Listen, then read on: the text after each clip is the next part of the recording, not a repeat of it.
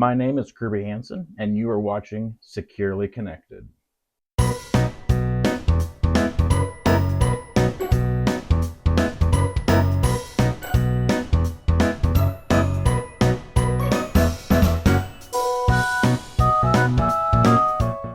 Today, I want to talk about something very important from that last video. I want us to really dig a little deeper into the concept of rejection sensitivity and realize not all kids necessarily struggle with this.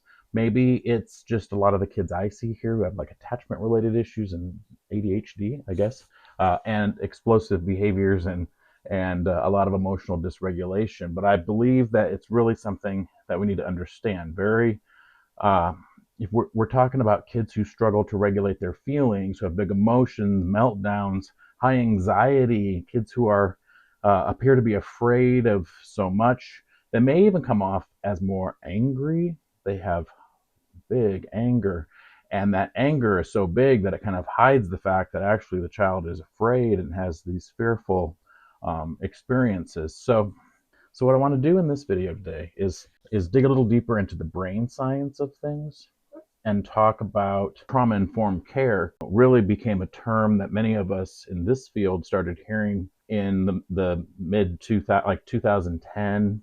2010, we started having a trauma-informed care conference here in town, and I was going to those conferences, and I heard speakers like Bruce Perry and a bunch of other folks who talk about the neuroscience of things, learning about the amygdala and the hippocampus, and how the amygdala is the watchdog of the brain. Dan Siegel and Tina Payne Bryson, experts in attachment and interpersonal neurobiology, weave all this together so nicely to show us how connection with loving caregivers actually brings down this alarm system and causes a relief from that distress because of this connection. And it's the limbic area and the brainstem connected to the body. And that part of the brain is much more reactive. And its job is to kind of constantly be watching for how to keep us alive. She says trauma triggers the watchdog part of the lower brain, called the amygdala, to work overtime. And its job is to constantly sort of scan the environment, to be paranoid a little bit, to be watching, is everything okay here? Am I okay? Am I safe? Is anyone out to get me? Can I relax? And that part of the brain is always appraising what's going on around us, reading faces, reading the environment. When I say this is not willful disobedience, this is an overactive alarm system. The nervous system is melting down because the alarms for danger have been triggered, whether it's a false alarm or not. ADHD, here's where this relates. ADHD, however, causes things to happen impulsively. Decisions aren't made based on thinking things through. It just happens with no forethought, and then behaviors go into action, and the child is left trying to figure out how to explain the unexplainable, their behavior. And to some extent, it doesn't make sense to them either. And it can sound like lies or nonsense or maybe attention seeking. And, it's really bad when the word no triggers this alarm system. It feels as if maybe the child is spoiled, I guess you might say. Depending upon how you respond to this, it could lead to that, I guess. But parents with kids with big behaviors often feel like they're being blamed and shamed because, well, basically our society kind of does that. Is it always the parent's fault? Do you provide care for a child who has a really sensitive emotion system, who has really big explosive behaviors and reactions to things? It doesn't always feel fair to the caregiver to be blamed for this. It's like they're looking for the solution, the answers. How do I get my child to stop having these kinds of reactions? But these reactions, I guess that's when folks turn to the internet looking for solutions, and there's so many different ones out there, and people try everything. But what is it that a young mammal needs when their alarm system has been triggered? Whether it was a false alarm or whether it was real danger, the child is experiencing a sense that they're not safe. Their sense of felt safety has been compromised.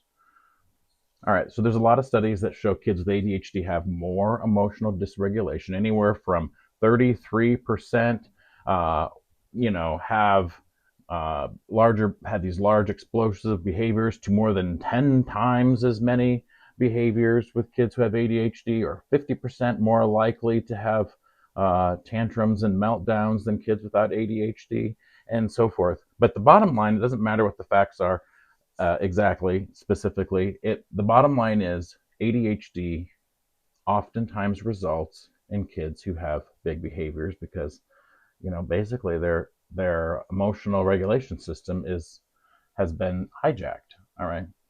Parents are looking for strategies. If I do X, Y, and Z, my kid will act better. Are there skills, things that we can do differently? And there's plenty of judgment to go around about parents wanting to be their kid's friend, gentle parenting, and all kinds of things. Okay, so if we really want to explain this further before I babble on any farther, let's take a look at the circle of security stuff. Okay, so right behind me is a selection of images by Circle of Security. All right, this is not stuff that I invented. I didn't create this. I'm not taking credit for it. This is just a really great way of explaining this model. So I hope this makes sense. If you see here on this particular image, we have, a small child, a toddler, perhaps in this case, leaving the secure base. The secure base is the caregiver, the person that they go to for co-regulation. And they want to explore the environment. They want to explore their world, and they do. And they need this caregiver to watch over them, to delight in them, to help them, to enjoy with me. So there's this connection language here where it's not that the secure base is on their phone, or the secure base isn't like working in the other room. The secure base is actually there spending quality time with them. Now, we know that's not always possible to be with your child every single second of the day and so forth, but during this toddlerhood phase, it's nice. Okay, then what'll happen is the child is going to have some kind of a need, and they're going to want to come back for more co-regulation. Okay, and whether they fell and went boom or whatever, they need the parent to protect them, the caregiver to comfort them, to delight in them, to help them organize their feelings. And when this is done well, when this is done repeatedly over and over in a context of connection, the child can develop a healthy way of regulating their own emotions. When this doesn't always go well, or when the parent is not available, when the child comes around and needs co-regulation, then it causes incredible distress. So this is a relatively good image to look at. It continues on through middle childhood. Here you can see even adolescents over here need some of these same things. A few things change a little bit in the adolescent world. Sometimes when kids get as old as, or as young as like 8 and 9 even, kids will start to want to turn to their peer group for co-regulation at times. The older they get into adolescence, the more they want to do that, and that can cause strain in parent-child relationships and so forth. Anyway, it feels, it's this sense of felt safety that the youth is looking for as they come around this bottom end of this circle of security. Let's take a look at a video real quick. You see here, you've got the baby elephant chasing the birds. Isn't this nice? Over here's the mama elephant, kind of doing whatever she does as her baby is playing out in the yard in front of her. But she's attuned. Pay close attention. She's watching her baby. And then the baby falls and gets scared, and just like in the circle of security, comes right in to the mama under the trunk, and mom provides the reassuring, the sense of felt safety, the nurturing. That mama elephant protected the elephant, comforted the elephant, delighted in the elephant, and helped the baby elephant organize their feelings. It's the same thing. Why do kittens stay close to their mamas? Why do puppies? Why do elephants stay close to their mama? It's a mammal thing. Humans are wired like that as well. It's instinctual. Here's what happens, however, as elephants grow up, they nurse with their mother until they're 6 years old sometimes, and then they slowly, gradually go out on their own. Some theorists will say it's around 12. I think it's a little bit younger, sometimes as early as 8, 9. Kids will start to turn to their peers for this co-regulation rather than their primary caregivers. But it does become primarily, a thing of adolescence where kids will turn to their peer group for support rather than their primary caregivers. The problem is this peer group isn't always very well, doesn't do this very well necessarily, particularly for kids with rejection sensitivity issues, with all the bullying and things that goes on. Actually, this leads to greater vulnerability. So when a youth has been rejected by their peer group, let's say, do they have this safe place to go back to where a trusted caregiver will be able to protect them, comfort them, delight in them, and help them organize their feelings? It's critically important that this adolescent caregiver stay available, because if they're not available, the youth will continue to look around until they find somebody. Sometimes that urge to differentiate themselves from their caregiver is so strong that they're going to go looking elsewhere anyway.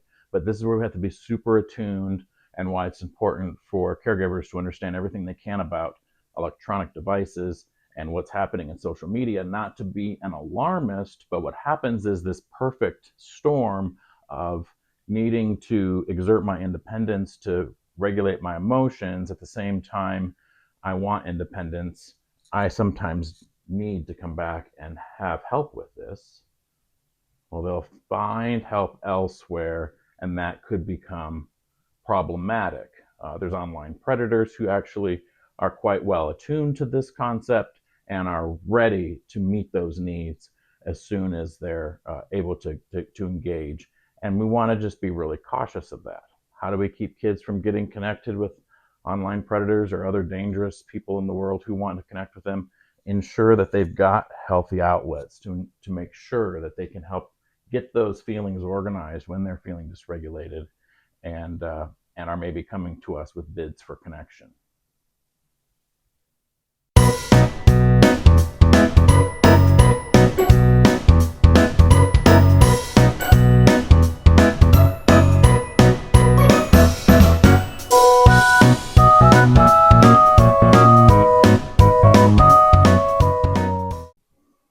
So as we begin to wrap things up for this video, well, we just want to remember children are wired for connection the same way that a baby elephant is. In my office, sometimes you'll see me carry these around, and I've got baby elephants and mama elephants. And the mama elephant, sometimes allows the baby elephant to stray away, but what really is causing, the dysregulation in this baby elephant and why it comes back? The baby continues to engage and bids for connection with its caregiver to ensure that the mama elephant doesn't wander too far away. The mama elephant would wander too far away, even though the threat might not be real, it feels like it could be real. And when a child is coming to us with bids for connection, sometimes it feels like something is a threat in the environment, and it might not be. But our job as the primary, caregiver, as the connector, is to help increase the sense of felt safety.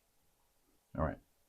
When children know someone's waiting for them at the bottom of that circle, ready to receive them, ready to help them settle, be glad to see them come back, the nervous system learns that connection is safe, and that changes everything.